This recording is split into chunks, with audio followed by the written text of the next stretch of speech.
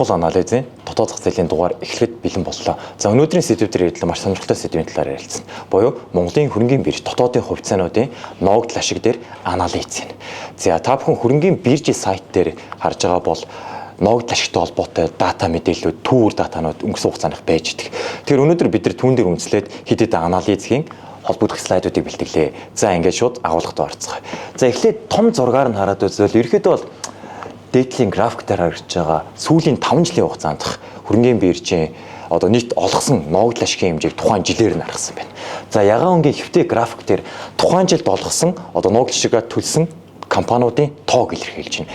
За ингээд бүхэлд нь хараад үзвэл үндсэндээ бол бирж дээр нэг яг одоогийн байдлаар 172 хувьцаат компани бүртгэлтэй идэвхтэй арилжаал гэж яддаг. За английн хувьд бол MSC 1, 2, 3 гэдэг тодорхой шалгуурын ангилуудтай байдаг. Тэгэхээр яг ногдол шиг харьцангуй төлдөг компаниуд бол английн хувьд бол 1, 2 дугаар ангилд багтдаг гэж хэлж болно.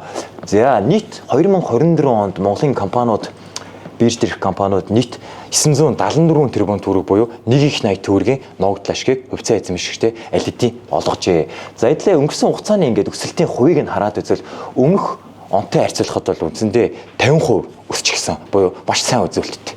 За зөвхөн сүүлийн 5 жилийн энэ график дээрх тон үзүүлэлтээ хараад жилийн нийгмийн дундаж өсөлтийг хараад үзвэл мөн л адил нэг 53% сайн өсөлттэй байж байгаа. Тэгэхээр цаашдын хүлээлтийн хувьд бол мэдээж зах зээлд оролцогч талууд, за хувьцаат компаниуд, ашигтай ажиллагаа гэх бүх зүйл хүчин зүйлс сайжирч байгаа. Тэгэхээр энэ график бол цаашд бол улам нэмэгдэх болов гэсэн хүлээлттэй байна.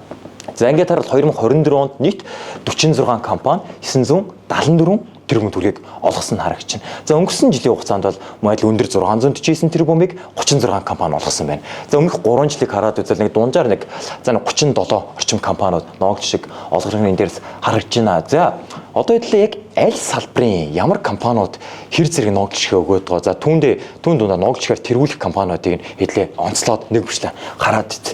За ингээд салбараар нь хараад үзвэл мөн адил график дээр сүүлийн 5 жилийн хугацаагаар буюу 2020-с 2024 оны хугацаанд 4 төрлийн салбарыг тусгасан байгаа даа. За яг мэдээж хөрөнгийн бирж дээр байгаа компаниуд бол нийт макро эдийн засгийн компаниуд харьцуулахад бол ялгаатай нь харьцангуй банк санхүүгийн салбар давмгаалсан, за хүнсний салбар, уулуурхай салбар гэх мэтчлээ. Тэгэхээр арилжааны идэх ногдол шиг төлөлт зэргээр нь харгалзан үзээд би онцлог 3 салбарыг 3 өөр өнгөөр тусгасан байгаа. За тод цэнхэр өнгийн график бол арилжааны банкуд. За банкны тухай өөрчлөлттэй холбоотойгоор 21-22 оноос эхлээд системийн 5 банкуд хувьцаат компани болох үүрэг хүлээсэн. За аль хэдийн 5 компани ХК болцсон арилжаа гэж байгаа. За тэгэхээр энд зэрэг графикийг эдгээр 5 компани за үүн дээр нэмэлтээр богд банк хувьцаат компани бас. Тэгэхээр энэ 6 банкны ногдол ашигын хэмжээг тухайн жилээр нийт илэрхийлж байгааг шилж болно. За улбар шоронгийн график дээр бирж дээрх уулуурхай салбарууд за 5-6 төрлийн компани байгаа. За өнөөдрийн мэдээж 5 талхаа бол дийлэнх хувийг бүрдүүлж байгаа. За ягаан өнгийн график дээр хөнгөн үйлдвэрлэл буюу хүнсний салбар. За нэг 10 орчим компаниуд байгаа. Сүү хувьцаат компани, за Апу, Монс, Махимпекс, Атар өргөө гэдэг хэд хэдэн компаниуд байгаа даа. Тэгэхээр улбар шорон бол хүнсний салбарыг, за ягаан өнгө бол хүнсний салбарыг илэрхийлнэ. За үлдсэн бусад үнийн дүнгээр харьцангуй жижиг компаниудыг нэг салбаруудыг нэгтгэхэд бусад эдэг ангиллаар авсан байгаа тань. За ингээд хараад үзвэл 2024 онд ерөөсөө банкны салбар буюу нөгөө 6 банк маань нийт олгосон нөгөө 970 тэрбум төгрөгийн ногдол ашигыг чинь 56% буюу 540 орчим тэрбумыг нь ерөөсө банкны салбар дангаар олгосон байгаа нь харагдаж байна. Тэр нэг зөв тогтлыг хараад үзвэл за 2021 онд бол мэдээж банкуд бол IPO хийсэн нээлттэй хувьцаат компани банк бол байгаагүй. За тэгэл 22, 23, 24 онд том банкуд аль хэдийн IPO хийсэн. Тэр түүнтэй холбоотойгоор бол банкуд өөрийн эзлэх хувь, ногдол ашигын эзлэх хувь, зах зээлийн үнэлгээ бол үнэлэхүйц тэлж байгаа нь цэнхэр өнгийн график дээрээс харагдаж байна. За өнгөрсөн жил буюу 2023 онд бол хэн аль салбар ногдол ашигаар тэргүүлсэн бэ гэхээр уулуурхай салбар буюу 436 тэрбум төгрөг. За нийт үнийн дүнгийн 67% буюу үндэстэй дийлэнх хувийг нь уулуурхай салбар эзэлж байна. За яг энэ салбарынхаа бараг 90 орчим хувийг нь 5 толгой хувьцаат компани бүрдүүлсэн байгаа. За өнгөрсөн жил аудитын залруулга ороод 2 ч удаа ногдол ашиг нэг 230-аар 100 үедэр нэг 2 удаа тараачсан санаж байна. За ерөнхийдөө бол сүүлийн 2 жил нэг ийм хөдөлгөөнтэй байгаа. Сүүлийн 5 жилийг нь хараад үзвэл аль салбар давмгаалж байна вэ гэвэл нөгөө хөнгөн үйлдвэрлэл буюу хүнсний үйлдвэрлэл харьцангуй тогтвортойгоор нийт эзлэх хувийг давмгаагаар бүрдүүлж байна. За ингээд нэг дундчлаад хараад үзвэл бол сүүлийн 5 жилд нөгөө Апу, Сүү, Монс гэсэн компаниуд бол 49% ногдол шиг төлөөд нэг нийт үнийн дүнгийн тал орчим хувийг дангаар тогтвортойгоор бүрдүүлээд явж байгаа нь энэ дэр харагдаж байна. За зүгээр яг хэд хэдэн онцлог үзүүлэлт фактыг нь хараад үзвэл сүүлийн 5 жилд сайсан даа хүнсний салбар ялчгүй доктортой ногдол шиг олгодог байх. За үнийн дүнгийн хувьд бол дундажтаад үзвэл нэг жил болгон эдгээр нөгөө хүнсний 10 компани нэг 120 орчим тэрбум төгрөг олгодог гэдг нь график дээрээс харагдаж байна. Тэгэхээр энэ слайд дээр та бүхэн нэг дүгнэлт одоо зөвлөмжийг хүрэхэд ерөөхдөө хувьцаа болгон янз бүрийн онцлог шинж чанартай. За жишээлбэл ногдол шиг өндөр төлдөг хамгаалтын хувьцааны гэж бид нар сайн хэлдэг defensive stock гэдэг. За тэгэхээр та бүхэн мэдж байгаа дагуу хүнсний салбар за эрүүл мэнд буюу эдгээр салбарууд нь өөрөө макро эдийн засгийн мөчлөгөөс одоо эдийн засгийн уналт өсөлтөөс үл хамааран харьцангуй тогтвортой стейбл салбар гэж явдаг. Яг л бид нар одоо гişнээ эдийн засаг амжиргааны төвшин муудсан ч эсвэл огцом өссөн ч гэсэн хүнсээ бол зайлшгүй ирлээ. Тэр зайлшгүй ирэхцээ учраас эдгээр салбарын хувьцаанууд нь өөрөө ногдол ашигч тогтвортой, хувьцааны ашиг харьцангуй тогтвортой defensive буюу хамгаалтын хувьцаа гэж явдаг байна. Тэгэхээр ийм утга одоо зарчим онлынхоо дагуу бол ялч Монголч мөн адил хүнсний үйлдвэрлэл тогтвортой ногдолч өгдөг байх нэ. Тэгэхээр ер нь нийт хөрөнгө оруулалтын багц портфолио дээр та магадгүй 5 хувьцаа байдаг бол нэгээс 2 компаниг нь одоо ханшийн өсөлт ногдлын тогтвортой байдлаа бодоод энэ салбараа бүрдүүлэх нь харьцангуй зохимжтой гэдэг дүгнэлтэнд хүрч болохоор байгаа даа. За яг хуу бирж дээр бол нийт нэг 172 компани байгаа. Тэгэхээр яг нэг жил бүр олгодог сүүлийн одоо график дээр дагуу 5 жилээрээ жил бүр олгодог компани одоо хэдэн компани жил тогтмол олгодсон бэ гэж хараад үзэхээр нэг 20-с 25 орчим компани бол жил болгоно ногдчих бол олгож байгаа. За энэ бол мэдээж бол харилцан адилгүй байна компани болгон дээр. Яг л тухайн жилд компани одоо тайлан жилдээ 2023 онд алдагдaltaй ажиллавал 2024-ний хооронд мэдээж ногдол шиг олох боломжгүй олох мөнгө байхгүй болчихно. Тэгэхээр жил бүр бол янз бүр харилцан адилгүй байгаа компани бизнесийн мөрчлөгийн насжилт янз бүрээс хамаарат тухайн бодлогоос хамаарат. За тэгэхээр нэг 20-с 25 компани бол нэг 5 жилд бол давтамжтай таагаар байнгын тогтмол олгодог одоо сайн төлөлттэй компаниуд байх нэ. За нэг тэр 5 компаниудынхаа одоо payout ratio буюу одоо цэвэр ашигынхаа нэг олсон цэвэр ашигынхаа хэдэн хувийг нь ногдол шиг байдлаар эзэдээ тараад өгдөм бэ гэдэг харьцааг нь хараад үзвэл 20% ба түүнээс дээш олгоно гэсэн компаниуд бол эдгээр нэг 20-25 компани нэг 10-аас 12 нь байгаа. Тэр нэг тал орчим нь бол нэг цэвэр ашигын 20-с дээш хувийг олгоно гэсэн хүлээлт. За яг бодит гүйцэтгэлийг нь хараад үзэхэд гişнээ 20-аас дээш гэж байгаа боловч 50%, 60% өгсөн компаниуд ч гэсэн байх. За Апple бол зарим жил 100% байдаг. Тэгэхээр нэг 24 оны одоо нийт олгосон компаниудын payout-ыг нь хараад үзвэл бол цэвэр ашигынхаа нэг одоо үндсэндээ бараг тал хувь шахуу 41%-ийг нь ногдол шиг байдлаар эдгээр компаниудад өгсөн байх нэ. За сүүлийн 5 жилийн хугацаанд бол хинт дурдсан дагуу ногдолчийг төлөлтийн одоо жилийн нийлмэл дундчилт бол 53%-тай харьцангуй сайн хүлээлт. За энэ дүн бол цаашид одоо зах зээл хувьцаат компаниудын шинэ бүтээгдэхүүн нэмэгдэгдсэн энэ хөв бол нэмэгдээд явах нь бол ойлгомжтой зүйл юм аа. Тэгэхээр энэ бол мэдээж сайхан мэдээ. За одоо итэл салбараар нарсан чинь яг тэргүүлэгч дээр нь буюу яг компани төсбөрөөр нь онцлох нэг 2 компаниг нэтлээ аваад үзтээ. Дараагийн слайдаар харуул баруун талаар харж байгаа график дээр эзлэх хуваар нь харагдаж байна. За 2024 он нөгөө 974 чинь хинүүс нь тэргүүлж байгаа юм бэ гэдгийг өнгөгийн график хэлдэг чинь. За үүнээс онцлох нь бол Хаан банк үнэмхөөс тэргүүлж байгаа. Буюу 271 тэрбум төгрөг тараачихсан. За үүний араас 5 толгой хувьцаат компани 263. За энэ хоёрын нийлбэр маань өөрөө нөгөө 970 төгрөг чинь тэн хагасыг нь буюу 54% нь дангаар 2 компани бүрдүүлчихсэн. За яг хуу олон улсын чихээр харуул харьцангуй 2 компани дээр бол төвлөрөл өндөр байгаа нь бол нэг талаар авч байгаа сул талтай. Гэхдээ жил ирэх тусам энэ эзлэх хувь одоо зохистой харьцаа сайжраад ирж байгаа нь үлээж сайшаалтай байгаа. За өмнө дундаа одоо ногдлчгийн нийт ерөнхий үзүүлэлт мөн одоогийн байгаа хувьцааны одоо үнэлгээ нь харьцангуй боломжийн ногдлчгийн үеж харьцангуй өндөртэй мөн өнгөрсөн хугацааны ногдлчтой холбоотой бод гүйцэтгэл сайн нэг ийм 3 хүчин зүйлээ би ногдлчтой холбоотой 2 компаниг өнөөдөр лайвдэр яалчгүй онцлмоор байна. За энэ бол яалчгүй Хаан банк.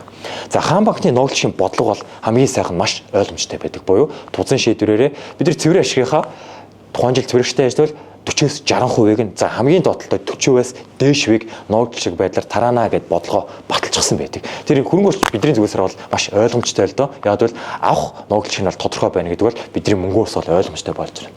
За ингээд хараад үзвэл одоо өчигдрийн хувьцааны ашиг нь 1180 хавцаа харагдажсэн. Тэр Хаан банкны хувьд бол 3 дугаар үлрийн байдлаар алидийн 470 орчим тэрбумын цэвэр ашиг хийсэн. За энэ оны тайланчлалыг 580 600 тэрбум харьцангуй органик хүлээлтээр хараад үзэхэд бол нэг хувьцаа нэг 150 орчим төгрөг ногдол шиг төлөхөөр хүлээгэж байна. За ингээд өгөөжийг нь бодоод үзвэл өчигдрийн хаалтын хашаар бол нэг хувьцааг нь авсан бохт бол ногдол шиг өгөөж нэг 12.6% өгөөж их боломжтой байгаа нь харьцангуй таатай үзвэл тарагдж байна. За олгох давтамжийн хувьд бол Төрийн банк, Голомт банк, Хаан банк эдгээр 3 нуугдчиг сайн өгдөг том компани жилд 1 удаа олгодог баг. За Хас банк, Богд банк бол жилд 2 удаа өгдөг банкны салбарт онцлогтой байна. За үүний дараа ер нь нийт нуугдчиг үзүүлэлтээр шинжээч миний хувьд бол тэргүүлэгч компани бол яалчгүй Апу хувьцаатай компани. За сүүлийн гүйцэтгэлийг бид нар харах хэрэгтэй болж байгаа. За Апу компани за нэг их найдаа би өмнөх 3 дугаар дугаар байна уу? Яг Апуг өөрийг нь онцлоод нуугдчиг нь одоо дугаарыг нь хийж хийсэн. Тэн дээрээс та бүхэнд илэрхийлгүү үзээрэй. Тэгэхээр Апугийн хувьд бол нэг сайхан тал нь 2005 одоо баг сүүлийн 20 жилийн турш жил болгон нуугдчигаа тогтмол тараадаг компани байгаа. За нэг дундаж payout ratio-г нь сүүлийн нэг 2010-аас 24 оны нэг 9-10 жилээр нь хараад үзвэл одоо олсон цэвэр нэг ашигынхаа 0.8-ыг нь буюу 80%-ыг нь эцэстээ жил болгон дунджаар тараагаад өгчдөг дундаж үзүүлэлт. Тэгэхээр маш сайхан үзүүлэлт. За бас нэг давуу тал нь бол Апу одоо саний хэлсэн Хас банктай ижил ялгаатай одоо төсөөтэй тал нь жил болгон сүүлийн би андуураг бол 5-6 жил одоо хагас жилээр нь жилд 2 удаа нуугдчигээ өгдөгсөн байгаа. За энэ оны хувьд бол 2020 одоо энэ он жоо өнгөрсөн жилийн хувьд бол 2024 Апу хувьцаатай компани 100 жил нь болж байгаа. Тэр эхний хагас жилээсээ бол 55 төгрөгийн нуугдч өгч гисэн. За хоёрдугаар хагас дээр нэг 45 төгрөг хүлээгж ингэж бодох усаар нийт жилийн хугацаанд 100 төгрөгийн нуугдч өгт. За өчигдрийн хувьцааны хашийн 998 дээр агцсан. Бид нар өчигдрийн хашаар худалдаж аваад за нэг 100 төгрөг гэдэг нуугдлын төсөөлөөр нь тооцоолоод үзвэл 2025 оны одоо энэ хавар шүү дээ. Нуугдлын өгөөж мэнэг 9% өгөөжтэй байхаар хүлээгж байна. За энэ бол мэдээж бас харьцангуй боломжийн тоо. Тэгэхээр арилжааны банкуудын одоо энэ слайд дээрх та бүхэнд дүгнэлтийг хүрэхэд одоо жилийн дундаж төгрөгийн хугацаатай хадгаламж 12 сараар хараад үзвэл нэг жилийн нийлбэл дунджаар нэг 13.5% тэй байгаа. Тэгэхээр эдгээр нуугдлыг сайн үлгэж олгодог компани хувьцааны багцыг бүрдүүлсэн байхад бол яаж л та багтаа одоо хадгаламжийн хүүг нуугдол гişгээрээ аваадах нь байна. Тэгэхээр хувьцааны хамгийн сайхан зүйл бол бонд хадгаламж бол зүгээр бүтээгдэхүүн. Одоо компани зүгээс харвал та бонд эзэмшиж байгаа зүгээр л нэг өрийн хэрэгсэл эзэмшдэг танд өглөгтэй өөр одоо юунд бол хинч биш байхгүй. За хувьцаан дээр бол өөр хэрэг та энэ бол эзэдийн өмчийн хэрэгсэлж хуулиараа явна. Мэдээж тэр компани эзэн болж байгаа. Тэгэхээр ийм нуугдал олгодог компани дээр авчихад бол жил болгон за нэг хадгаламжийн хүүгээ тодорхой урал аваадах нуугдал шиг байдлаар эзний хуваар. За нөгөө талдаа 3 жил, 5 жил, 10 жил за нэг ялангуяа Монголын хувьд бол би зөвлөдөг 2 жил ба түүнээс дэш хувьцаанд хөрөнгө оруулахыг зөвлөдөг Монголын онцлог нийцэлээ. Тэгэхээр магадгүй 5 жил, 10 жилээр нь та эдгээр сайн компаниудыг сайн багц бүрдүүлэх үнэлгээг нь хараад авчихсан байхад бол ер нь хувьцаа үнэлгээ нь бол магадгүй 2, 3, 10 дахин өсөх нь бол харьцангуй боломжтой. Тэр нь бол бүрэн боломжтой зүйл юм аа. Тэгэхээр бүх цаг үеийн альж улсад хувьцааны хөрөнгө оруулалт шилдэг байдаг нь үүнтэй холбоотой юм аа. За эцэст нь та бүхэн зөвлөхөд бол нуугдал ашиг одоо компани болгон дээр янз бүр байдаг гэж хэлсэн. За би нэг 2 компани жишээ авахд бол за Хаан банк бол 2024 онд зөвхөн тухайн тайлбарт 600 тэрбум төгрөгийн цэвэрэгчтэй ажиллана гэж байгаа. Тэгэхээр Хаан банкны бизнес модель, зах зээл салбарын онцлогийн хувьд бол яг үндэ арилжааны банкны салбар Монголд харьцангуй ханчсан одоо пик дээрээ ирчээд байгаа. Тогтмол төстэй үзүүлэлт цаг дээр авчихсан. Тэгэхээр харьцангуй салбар нь хандсан юм чинь Хаан банк одоо 600 тэрбум тэр их мөнгөөр одоо ирээдүйн бэлгаагаа томруулж бизнесээ санхүүжүүлэх одоо ямар ч шаардлагагүй одоо баг боломжгүй гэж болж байна. За түүний оронд 50%-ийг нь буюу нөгөө нуугдлынхаа бодлого дагуу эзэдээ нуугдлыг байдлаар өгөөд явчих нь зөвхөн байгаа. Тэгэхээр олон улсад Япон, Америк та бүхэн харуул банкны салбар, за энерги, эрчим хүчний салбар гээд хандсан хүнсний салбар бол дандаа нуугдлыг нэг цэвэр их 50-60% нь өгөөд явдаг. За нөгөө талд нуугдлын хувьцаа одоо defensive value хувьцаас нөгөө талд нь өсөлтийн хувьцаа гэж байгаа. За Монголын жишээн дээр би Хаан гэдэг шиг CEO гэж явмаараа Central Express компани, за Premium Next гэх нэрийг өөрчилсөн. За энэ компаниуд бол нуугдлыг харьцангуй төлдөггүй байгаа. За гэхдээ гэлээгээд муу гэсэн зүйл биш. Яг гэвэл Premium Next-ийн одоо CEO-гийн бизнесийн онцлог насжилт одоо бизнесийн салбарын онцлог нэг ялгаатай зүйл хаанаас ялгаатай нь энэ салбар бол Монголд яг өсөлтийг авч байгаа. Ирээдүйд өндөр өсөлт үзүүлэх потенциалтай буюу нөгөө зах зээлийн хөлгийн аштайсан ирээдүйд маш ихээр томорно. За үүнийг томруулахын тулд одоо алж байгаа нөгөө 10-20 тэрбумын цэвэр ашигуд бол премиумын хувьд бол одоо CEO хувьцаа эзэмшигчтэй тараагаад өгөх тийм шаардлагагүй. Тэр нь бол үр ашиг. Тэгсэн дээр бол тэр мөнгөө ирээдүйн одоо capex гэж ярьдаг. Ирээдүйн бялуу таны хувьцааны үнэлгээг томруулахын тулд шинэ салбар, за технологийн төвшөлтэй мөнгө хаяж хэрэгтэй. Шинэ бүтээгдэхүүн нэвтрүүлээд. За тэгэхээр нэг ийм бизнесийн мөчлөг, насжилт, салбарын онцлог, үйл ажиллагааны онцлогоос хамаарат компани бүр янз бүр байд юм шүү. Тэгэхээр юу гэж хэлэх гээд байна гэвэл нуугдлыг өгдөггүй байлаа гэд эдгээр 172 дундаа өгдөг хэдэн сайн өгдөггүй нь бол муу зүйл биш юм а гэж та бүхэн зөвлөхөр байна. За тэгэхээр нийт багц дээр бол нэг 40 орчим хувийг нь нуугдлыг сайн өгдөг компаниудаар за үлдсэн нэг 50-60% нь ирээдүйд өндөр өсөлт үзүүлэх потенциалтай компаниг урт хугацаанд хөрөнгө оруулах нь хамгийн одоо зохимжтой харьцаа байх нэ гэж зөвлөхөр байна. За мэдээж хамгийн чухал нь үнэлгээ. За ингээд өнөөдрийн лайва өндөрлөе.